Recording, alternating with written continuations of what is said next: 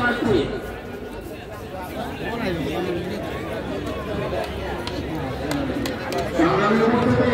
আমাদের এই মিছিলের এবং এই সমাবেশের মধ্যে দুষ্কৃতীরা ঢুকে মোবাইল চুরি করতেছে।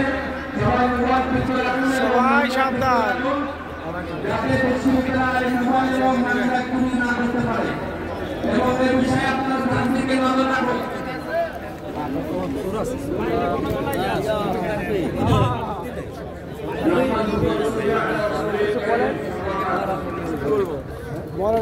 আমরা এখানে এসে আমরা আমাদের সমাবেশে অংশগ্রহণ করলাম। এখন এই সমাবেশটা চাই, আমরা সবাই চাই সমাবেশটা সফল হোক। আগামীতে আপনারা স্বৈরশাসকের দোসরদের সাপোর্ট না করে আপনারা অবশ্যই জামাত ইসলামকে ভোট দিয়ে জয়যুক্ত করে দেশের সেবা করার জন্য আপনারা সুযোগ করে দিতে পারেন। এজন্য আল্লাহর যে বিধান, ইসলামিক আইন কারণ দেশের সুশৃঙ্খল ফিরাতে অবশ্যই জামাত ইসলামের বিকল্প আমাদের মনে হয় না আর কিছু আছে। বাংলাদেশের ভিতরে এরকম আর কোনো দল জামাত ইসলামের বিকল্প কোনো দল তৈরি হতে পারে নাই। আর আগামী তো ইনশাআল্লাহ হবে না, কারণ যেই দলই ক্ষমতায় আসছে তারা ক্ষমতার লোভে তাদের চেয়ারের তারা দখল নেওয়ার জন্য তারা ব্যস্ত, তারা আধিপত্য বিস্তারে তারা ব্যস্ত।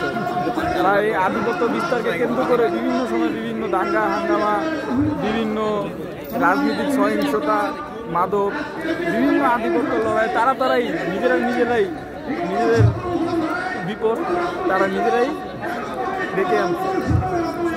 আগামীতে আমরা যদি এইসব দেখতে না চাই, অবশ্যই আমরা জামাত ইসলামকে ভোট দিয়ে জয়যুক্ত করে আমরা এদেশের শান্তি প্রতিষ্ঠা করতে আমরা দিও প্রতিজ্ঞ। ইনশাল্লাহ সবাই এই বলে আমার বক্তব্য শেষ করলাম। ধন্যবাদ আপনাকে মোহাম্মদ রাব্বি, আপনার সুন্দর মূল্যবান বক্তব্য প্রদান করার জন্য। আমাদের রাব্বি ইতিমধ্যে আমাদের কিছু কথা বা কিছু নির্দেশনা দিয়ে দিয়েছেন। যারা জামাত ইসলামকে সাপোর্ট করেন, বাংলাদেশ জামাত ইসলাম বাংলাদেশ থেকে সাপোর্ট করেন, তাদেরকে অবশ্যই ভোট দেবেন। জামাত ইসলাম একটি সুশৃঙ্খলা রাজনৈতিক দল। আসসালামু আলাইকুম।